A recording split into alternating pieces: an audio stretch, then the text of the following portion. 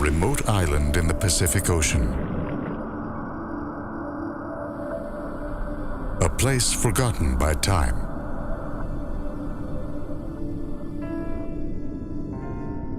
Here, in one of the last great ocean sanctuaries, a mysterious parade of giant sharks passes.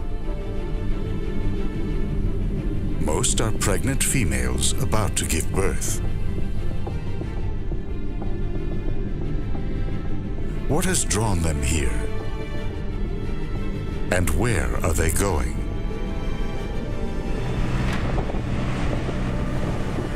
Researchers have come to the Galapagos Island chain to track these dinosaurs of the sea.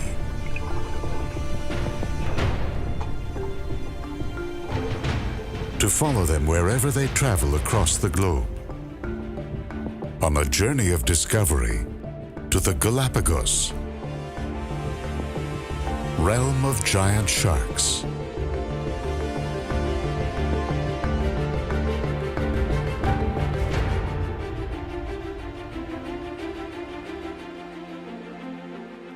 Jutting out from the sea at the far northern end of the Galapagos archipelago is an ancient crumbling volcano called Darwin Island.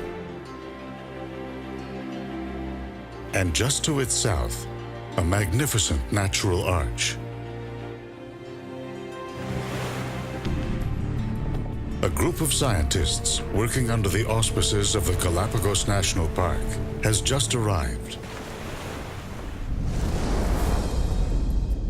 In the swirling currents below, something else is slowly approaching. It's a whale shark, the largest fish ever to have lived.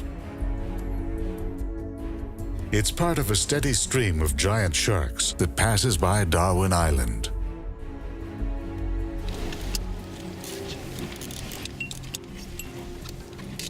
This team is hoping to find out what draws them to this tiny stretch of ocean.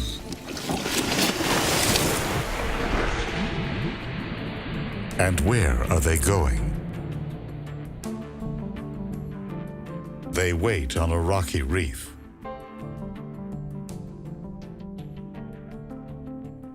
Finally, a massive silhouette appears. At about 12 meters in length, this female is almost fully grown. The team rises up to meet her.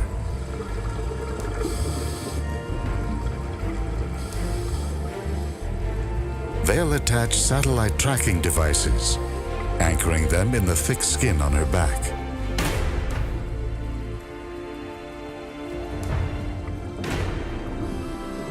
In his log, team leader Jonathan Green describes the encounter. The shark had barely flinched, so at this point I swim down towards her head.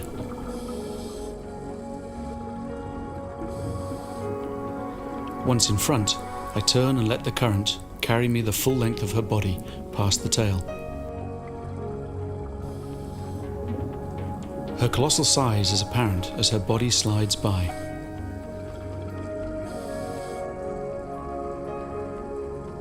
The whale shark continues placidly on her way, seemingly unaware of the procedures going on around her.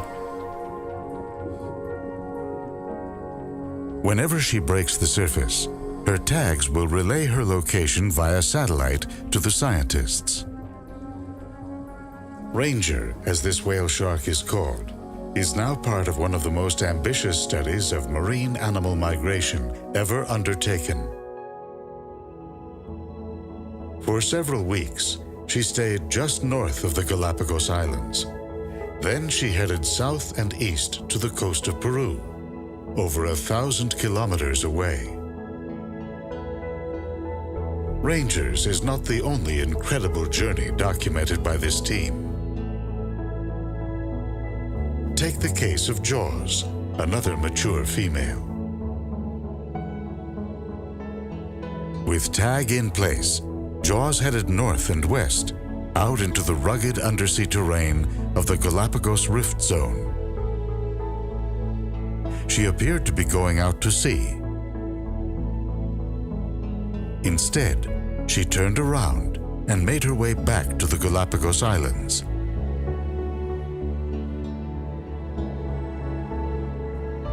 Like Ranger, she too went south to the coast of Peru.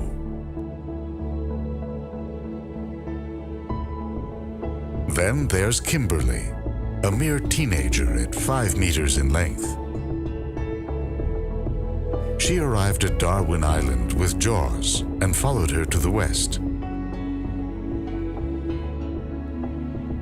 Kimberly split off, veering to the south. Her route took her to another rugged zone known as the East Pacific Rise. Along the way, Kimberly zigzagged through the ocean in a pattern probably associated with feeding.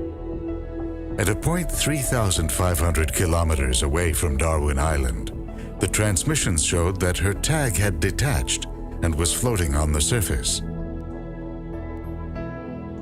Another creature could have bitten it off. She may have removed it herself by rubbing up against rocks. Or she might have been caught by fishermen who discarded it. Where were these sharks headed? Were they following familiar routes? Or possibly shifts in water temperatures? Or the availability of food? These are questions that captured the imagination of Jonathan Green, a naturalist and photographer who has worked in the Galapagos for over 2 decades. For me, one of the main interests that held me here is as a child. I was very, very interested in dinosaurs. And this is a real-life Jurassic Park situation because we've got a 60-70 million year old animal in terms of the species. Sharks have been around for perhaps 300 million years, so they're definitely members of the dinosaur era. They roam around our Earth today, around the planet, and we know absolutely nothing about them. How can it be that we know more about mice or about the ant than we do about a whale shark?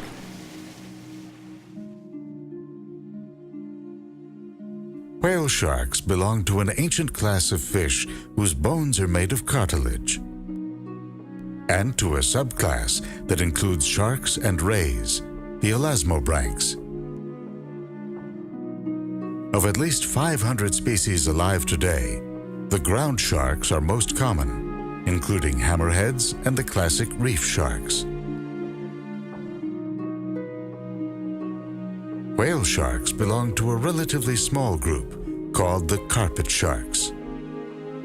They are known for the particular arrangement of their fins and for a distinctive fold of skin near their nostrils and just above their mouths. These may be sensors handed down by ancestors that dwelled on murky sea bottoms. At full size, a whale shark can reach 18 meters in length and 30 tons. Over a lifetime that can last 70 years, these giants roam the oceans, scooping up a diet of plankton, krill, and small fish. Struck by how little was known about how whale sharks live, Jonathan helped spearhead an effort to get basic data. He and other dive guides photographed their unique identifying markings, the pattern of spots that line their bodies.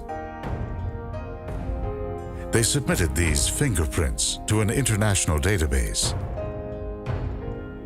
In time, Jonathan enlisted scientists from the Galapagos National Park, the Charles Darwin Foundation, and the Marine Animal Tracking Program at the University of California at Davis, in an ambitious project to study the movements of whale sharks that pass by Darwin Island. Most attempts to track them have begun in places where they come together in large numbers, like the Sea of Cortez off the Pacific coast of Mexico. Here, billions of tiny crustaceans called copepods hatch at once, turning the sea a milky gray. That draws dozens of whale sharks to feed on them.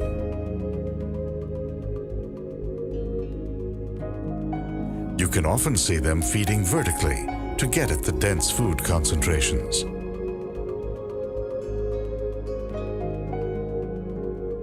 Their arrival is a welcome sight for schools of small fish, which use them as shields. With a band of skipjack tuna nearby, a school gets as close as it can to the giant shark. The predators keep their distance. This is only one of many gathering spots for whale sharks. You can find them off the coast of Belize, where they feed on the eggs of snapperfish that spawn here in spring. Or you can find them off the coast of Western Australia, where corals spawn in massive numbers just after the full moons of March and April. And most of the studies that have been done to date have been focused on aggregation sites where they come together to feed, and those are mainly smaller individuals. They're mainly males, and we have almost a unique situation here where we have a large number of very large pregnant females. Nothing is really known about where they go to give birth, how they mate, where they mate. So there are a lot of questions that still need to be answered out there. The answers could bring crucial information to the battle to preserve these ancient creatures. Whale sharks have long been hunted on a small scale for their liver oil, used as waterproofing for wooden boats. Known as tofu sharks, they are now targeted by fishing fleets for their characteristic white meat, and for fins that can fetch around $50,000 each. Shark fin soup is a staple at weddings and fancy dinners in China. This custom is believed to be responsible for millions of sharks killed each year.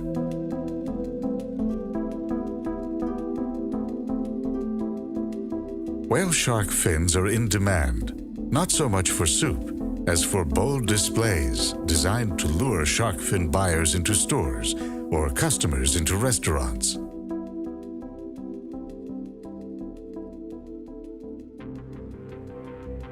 Whale sharks are now under the protection of the Convention on International Trade of Endangered Species, or CITES, and the Convention on Migratory Species. There is a growing momentum to safeguard them, especially in countries where tourists spend millions of dollars each year to swim with these gentle giants.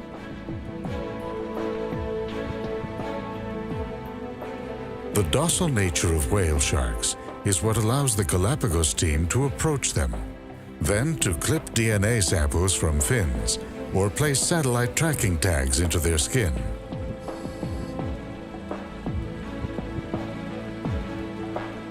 But if startled, a whale shark is capable of moving swiftly out of reach.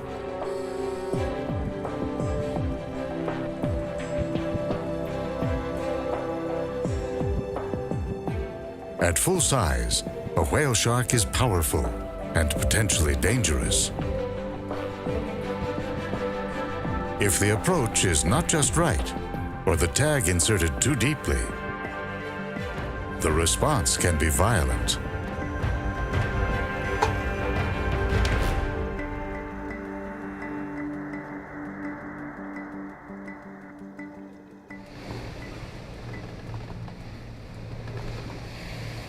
In the first of 3 expeditions to Darwin Island, Jonathan Green and his team managed to tag 14 whale sharks. To get reliable results, the team needs at least twice that number. So they are making the 30-hour journey again on a small but trusty expedition boat, the Queen Mabel.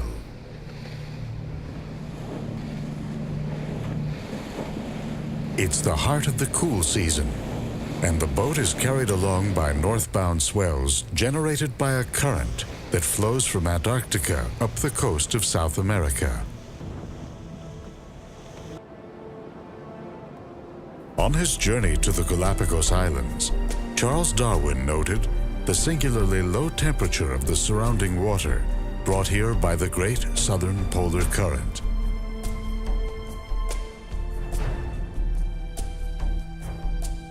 For thousands of humpback and other whales, it offers a free ride north from summer feeding grounds off Antarctica.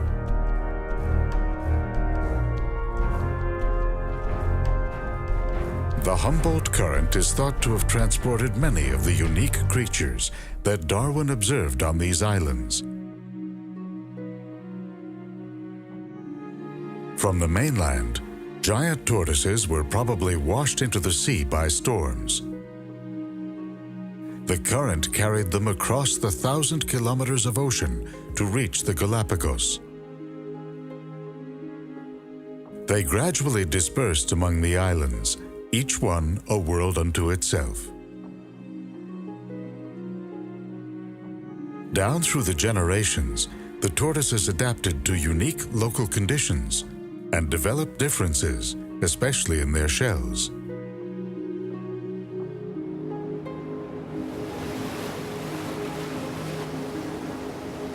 Iguanas most likely arrived on rafts of vegetation. Once here, they adapted to feeding within intertidal zones.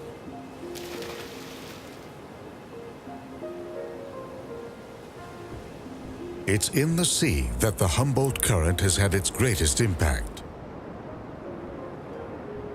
You can see its fertile wake in a satellite image tracking chlorophyll, a tracer for plankton blooms. In combination with westbound trade winds, it causes deep, nutrient-rich water to well up along the South American coast, turning it into one of the world's most productive fisheries. Rising up onto the Galapagos Plateau, the Humboldt mixes with the cool waters of the Cromwell Current, surging in from the Pacific, and with warmer currents moving down from the equator. That combination sets off an explosion of sea life.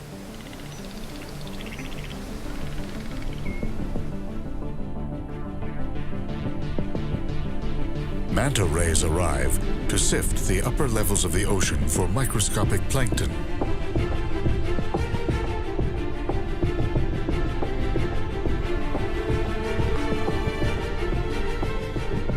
When conditions are right, sardines, anchovies, mackerel, and other bait fish fill the seas.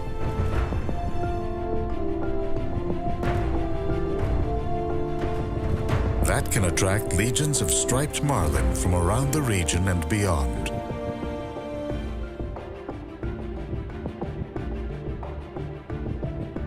Watching for a school to be caught out in the open, these swift predators dart up from below.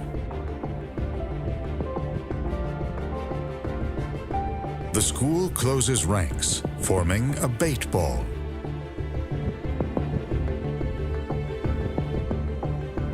Sea lions join the attack.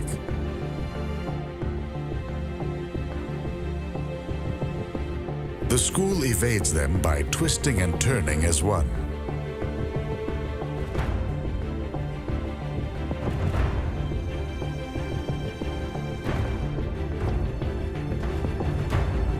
But as fatigue finally sets in, the predators move in to pick off individuals.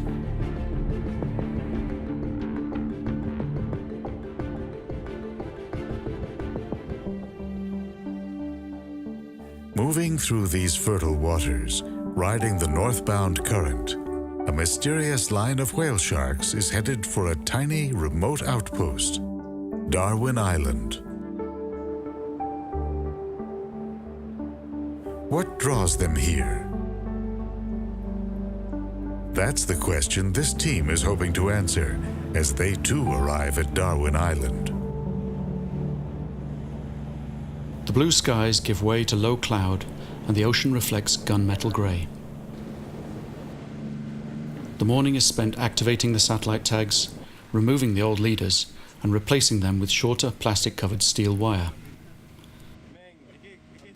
We then paint them with an anti-fouling coat and hang them to dry in the aft. The guns are ready, lubricated and cleaned. Boarding a pair of small boats, the team sets out for the turbulent waters of Darwin's Arch.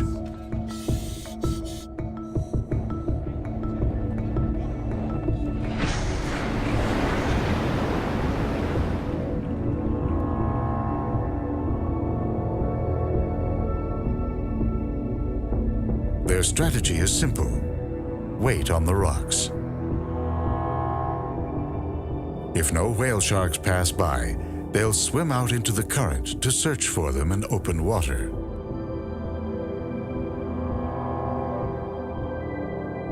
After 30 minutes close to the rocks, we head out to the blue. And almost immediately spot a large female whale shark. Clear markings, probably young. She's pregnant and measures around 11 meters.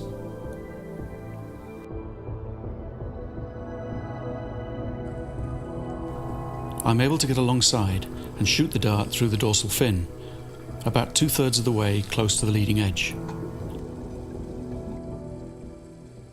The dart goes all the way through, about 15 centimeters of cartilage.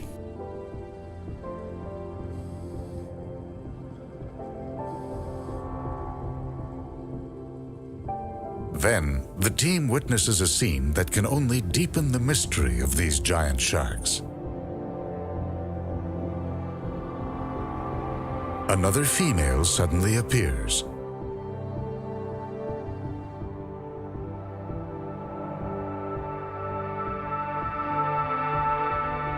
It converges on the first, then gives it a shove with its snout. Was this a show of strength, or some other signal, just between sharks? Their two paths diverge into the deep.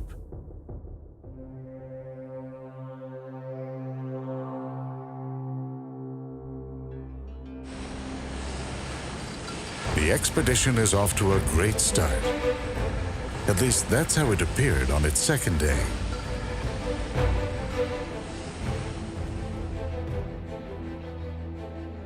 The current remains to the north, but is fluctuating.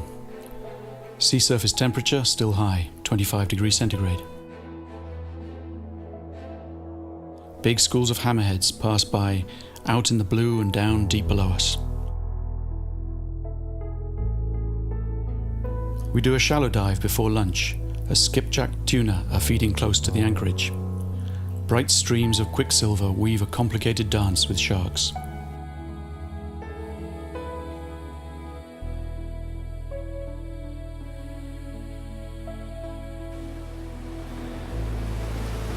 Late afternoon, we photograph the sunset over Darwin.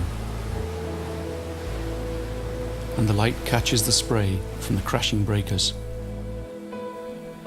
The arch appears to capture the last beams of sunlight, like a magnifying glass, concentrating them into a single spotlight of white and gold. Quite ethereal, but then, so is the experience we are living.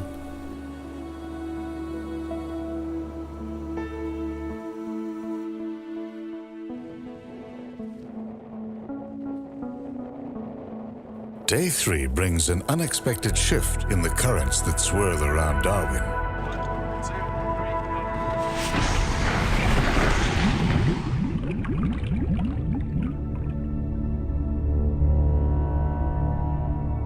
The northbound flow has shifted to the south. The hammerheads are now schooling much closer to the reef. The whale sharks seem to have disappeared altogether.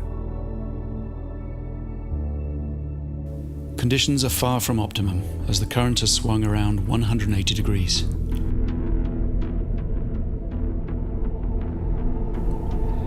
Ending the dive with a drift, we swim through a tornado of jacks.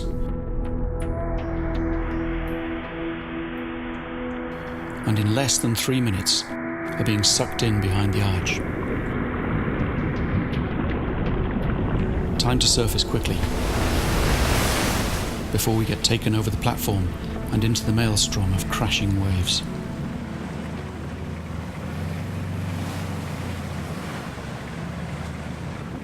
We find huge variation in currents daily. You can have very low current when you dive first thing in the morning, 6:30 a.m., virtually no current. By midday, you've got a howling current going through. What we've had here is not only a complete change in direction, but the strength seems to be going up and down. This morning when we jumped in, we had something probably around a 5-knot current. And that simply becomes unworkable at that point. Not only unworkable, but dangerous, because of the fact that you've got divers then that may be swept away from the area that we're working in and taking out into the very rough ocean beyond. The next day, Jonathan is eager to know whether the tags they set are on securely. If you have any data on that, anything new? He calls Alex Hearn, who is monitoring the satellite signals from the University of California at Davis. Conditions that are not too good. We've got a southerly current. We put the 2 tags on, but we just need to know if they're on the surface or if you have any data that might show what they're doing. If the tags are still on, yeah. Okay, you do. 107. Okay, fantastic, fantastic. One of the tagged sharks has surfaced 40 kilometers north and west of Darwin Island. It's following the same route taken by Jaws and Kimberley. Are these sharks following the flow of food driven by the Humboldt Current? Or are they pursuing some other imperative? Consider their response to conditions below Darwin's Arch.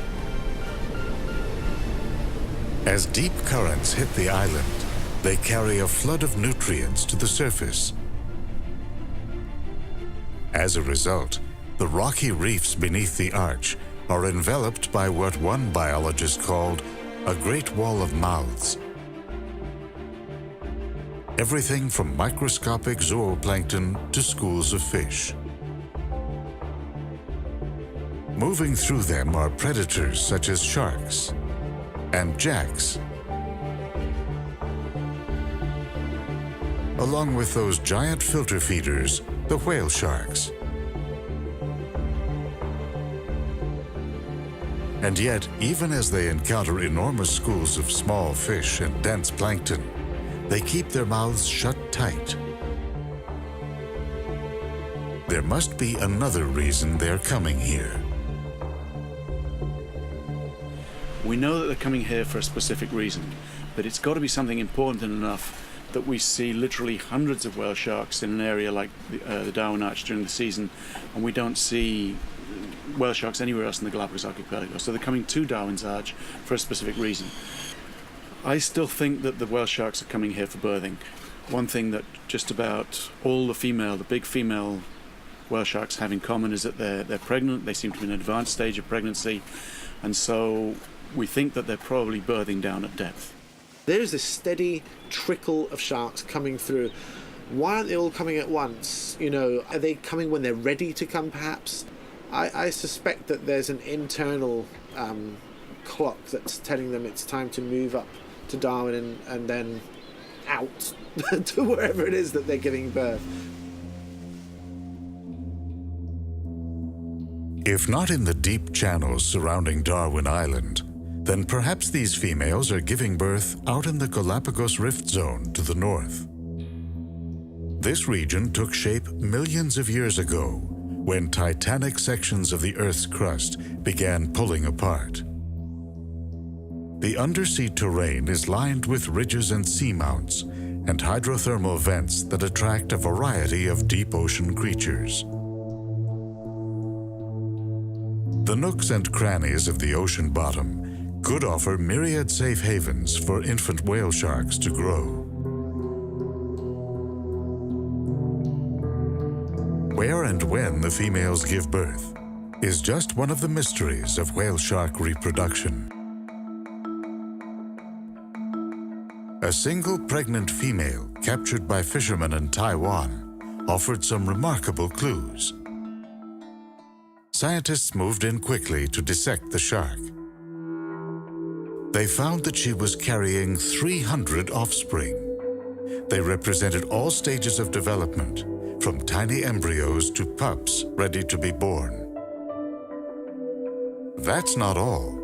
Genetic tests showed that each of the offspring was fathered by the same male. The female had been able to maximize an encounter with this male by storing up his semen, then using it over time to fertilize her eggs. This may be an adaptation to lives spent traveling alone over long distances. One of the longest documented whale shark journeys was made by a mature female named Rio Lady. She was tagged off Mexico's Yucatan Peninsula in the year 2007 by researchers from Florida's Mote Marine Lab and Mexico's Domino Project.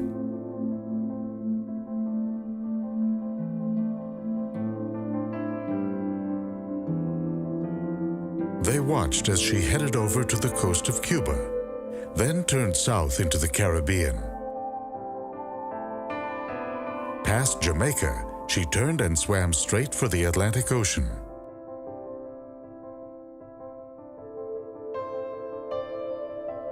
Moving out to the middle of the Atlantic, Rio Lady crossed the equator. That's where her tag stopped transmitting, after a journey of more than 7,000 kilometers. But that wasn't the end of Rio Lady. 4 years later, scientists photographed her back off the Yucatan, identifying her by her spots. She had returned as part of the largest known gathering of whale sharks, with hundreds arriving to feed on eggs spawned by a type of tuna. If Rio Lady's story is any indication, whale sharks swim with a purpose, with clear routes and destinations. How do they navigate the featureless and murky depths of the ocean to reach places like the Yucatan or Darwin's Arch? The answer may lie in another shark species, the scalloped hammerhead.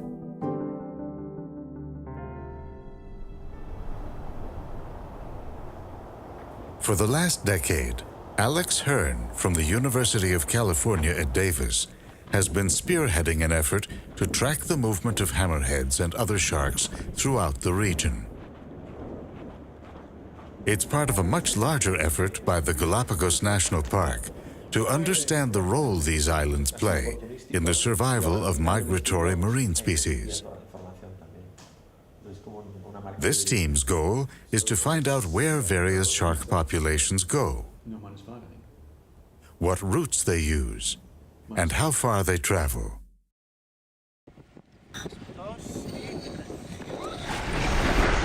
The study centers on a series of listening stations set up all around the archipelago in conjunction with the Charles Darwin Foundation. Placed in shallow water, the stations record high-frequency beeps emitted by tags that have been placed on the sharks. Attaching a tag to a hammerhead is a special skill.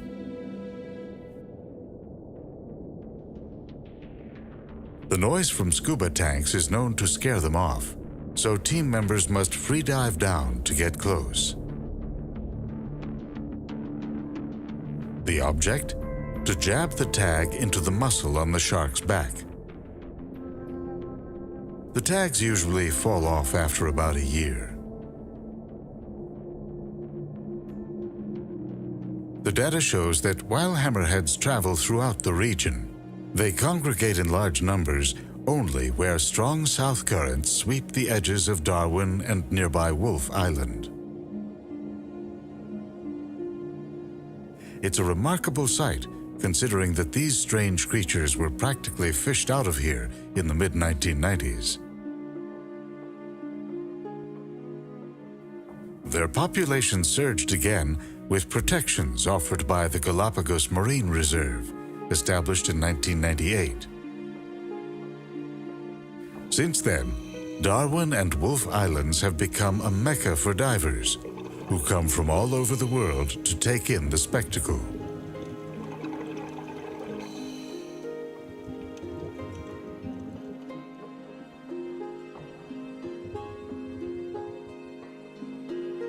Hammerheads are among the few sharks that must always swim forward to force water through their gills. Facing into the current here during the day offers them a period of rest. The warm surface waters may also aid their digestion. While the sharks are here, they can swing in close to the rocks, where king angelfish come out to clean them of parasites.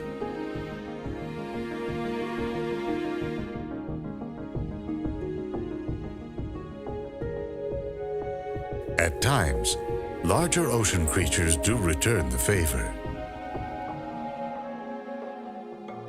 A sea turtle draws the attention of a school of pompano, who prize its rough shell as a kind of scraping stone.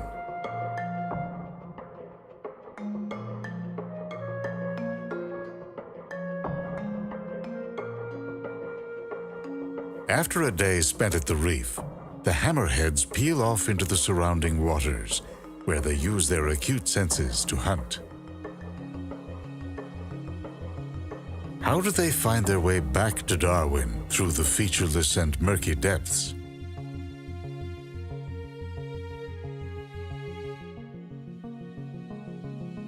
Sea turtles, along with some migrating bird species and whales, are thought to orient themselves by reading the alignment of Earth's magnetic field. If sharks possess their own navigational supersense, it's probably related to sensory abilities that have allowed them to thrive all these millions of years. The snouts of most sharks are dotted with specialized organs that pick up electrical impulses given off by the heartbeats or muscle action of prey. Research shows that hammerheads may use this electrical mastery to read magnetic signals given off by volcanic formations that lead like roads up the sides of Darwin and other landmarks strewn about the world's oceans.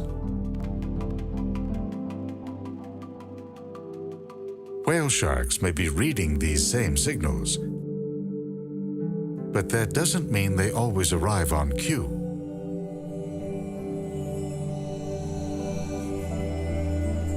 Day 5, the team spreads out on the rocks to increase the chances of spotting a whale shark.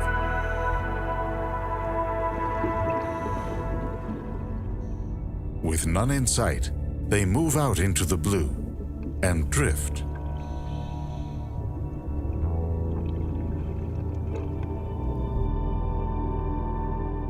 Toward the end of the scheduled 40-minute dive, a whale shark finally appears. But it's about 40 meters down. It will take considerable effort to reach it. And their air is already running low. With few other sharks around, Jonathan decides to take the risk. I see her. Deeper than where I am. A few more kicks is all it would take. The next few seconds are a blur. I see her dorsal fin is bent over, but still go for a fin shot. The shot bounces off the dense tissue at the base of the fin. Jonathan signals a team member to try another tag. But there's just not enough time. As the shark swims off into the deep, they must rise up slowly to expel the excess nitrogen that builds up in divers' bodies at depth and can lead to a life-threatening condition known as the bends.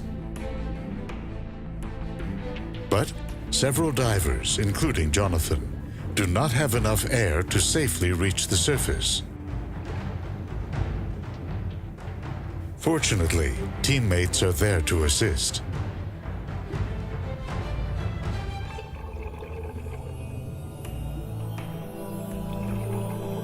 Day 6. No whale sharks in sight.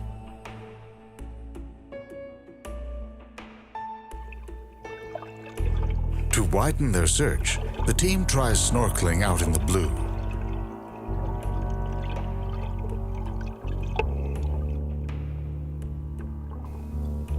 Three dives punctuated by a snorkel in deep water. But there was nothing.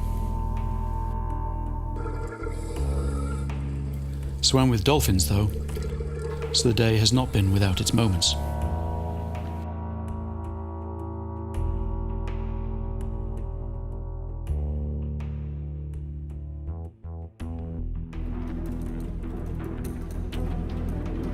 Even a series of time-lapse shots taken throughout the day fails to turn up any whale sharks.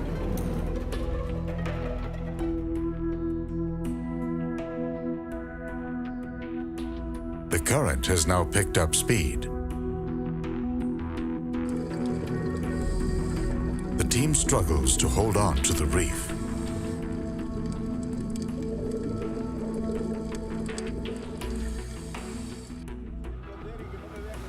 The end of this expedition is just days away. Finally, on day 8, with only 3 more days of diving left, there is a subtle shift in conditions below the arch. The southbound current has slowed. Dropping in, we feel the change. Galapagos sharks are hugging the rocks. Silkies patrolling the blue. And yes, swimming gently along the wall, a small, approximately 3.5 meter whale shark.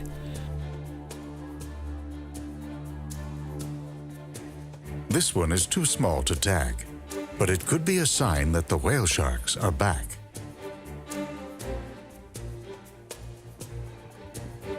By afternoon, the northbound current is surging. Cesar Peña Herrera from the Charles Darwin Foundation spots a large whale shark approaching and signals the others.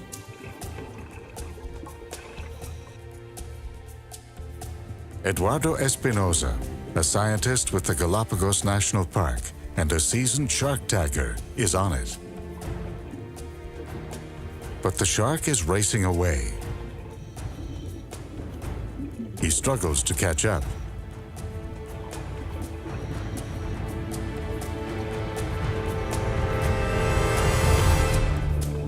His shot is off. The tag breaks off and is lost. Another setback.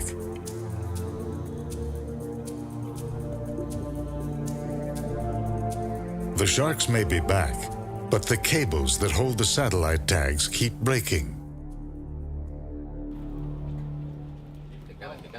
Later on the Queen Mabel, Moab Villagomez, a crew member, suggests a type of knot used by fishermen to secure the tags to their steel cables. Because some of the shots have not been penetrating the whale shark's skin, they give the air guns 50% more power.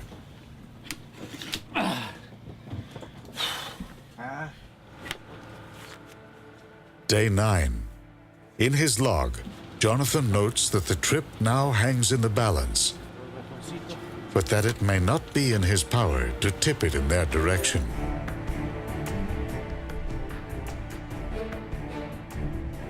Hanging at 25 meters, I see a dark form above and out to the blue, then clearly the outline of a shark. I head out to swim under and then rise up on the left flank.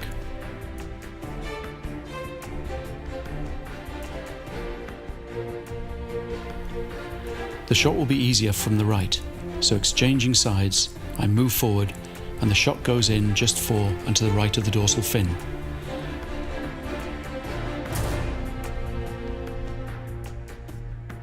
The harpoon slides back out and the tag 108-103 glides off to an unknown destination.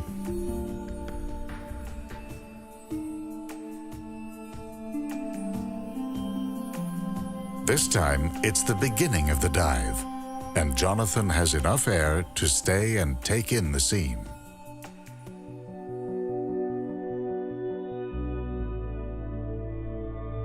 I crawl south across the balcony and just lie there for about 10 minutes as the hammerheads just stream by.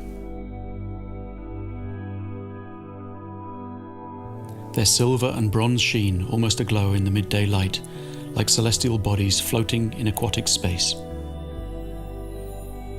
Far too beautiful to capture in mere words. I wish I could exchange my gun for my camera. But instead, capture the image in my mind, mine forever.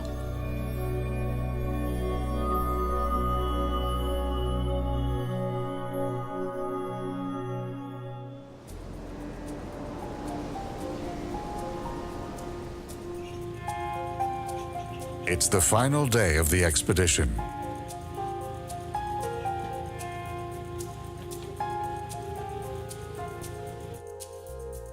Eduardo Espinosa sees a shark they'll come to know as Margarita.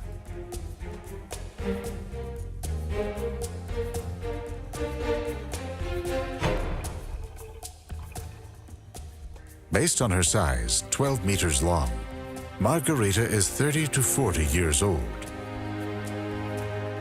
And a survivor, judging by the circular bites or propeller marks on her lower abdomen.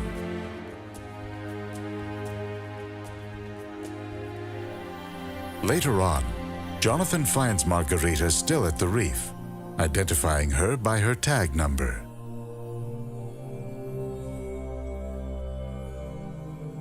Here's an opportunity to get a closer look.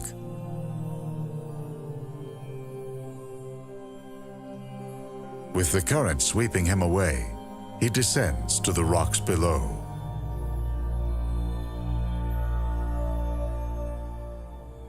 She's barely moving against the current. I drop back, then use the rocks to get ahead. I float up, then pass below her, checking her huge belly for signs of birthing. Nothing I can detect, but then this is hardly my area of expertise.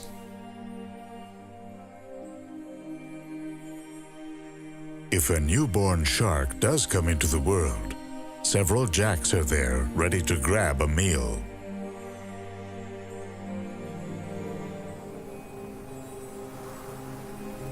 The cool season is now drawing to a close.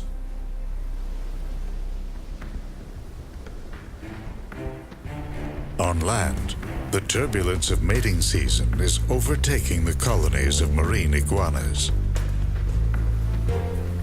The big males keep a watchful eye on their harems and on the other sires that may challenge them.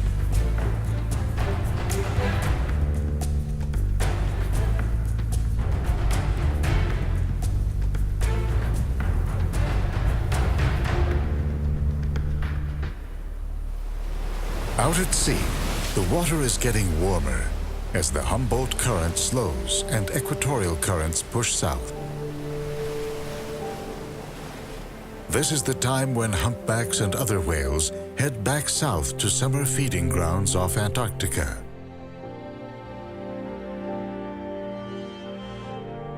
With less prey in the waters off Darwin Island, jacks, tuna, and other large predators move away. So do the crowds of sharks, including the whale sharks. Margarita, the shark with the circular bites or propeller marks, headed north. She wandered about for a month. Then her signal disappeared. She'll be easy to recognize if they see her again on a future trip to Darwin's Arch. Most likely she headed south with the other sharks that still had their tags on, including Jaws, a shark they called Sin Nombre, George, the only male in the group,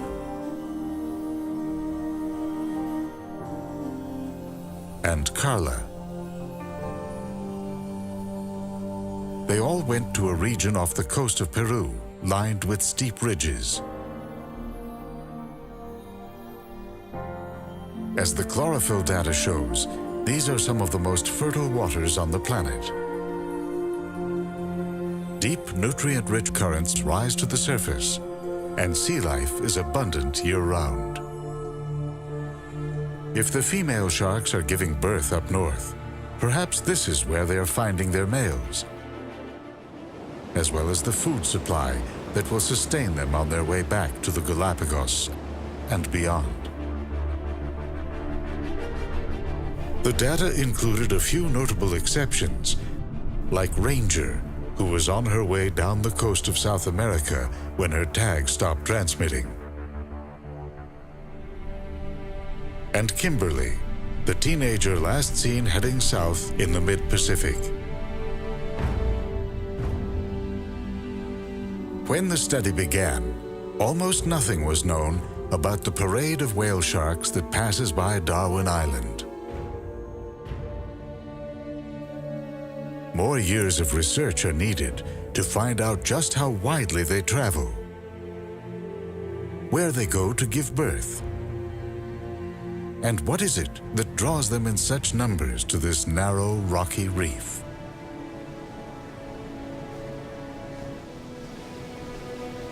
Darwin Island was born in the formation of the Galapagos Rift Zone around 3.5 million years ago. That's recent compared to the tens of millions of years that whale sharks have plied the oceans. As we search for fleeting glimpses into their lives and history, we marvel at their return to this realm of giant sharks.